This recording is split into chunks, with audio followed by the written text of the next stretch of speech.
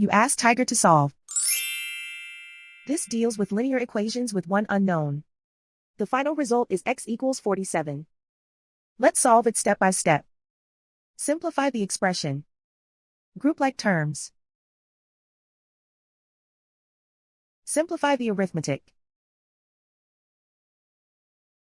Group all constants on the right side of the equation. Add 55 to both sides. Simplify the arithmetic.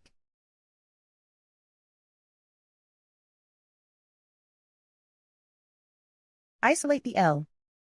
Divide both sides by 5. Simplify the fraction. Find the greatest common factor of the numerator and denominator. Factor out and cancel the greatest common factor.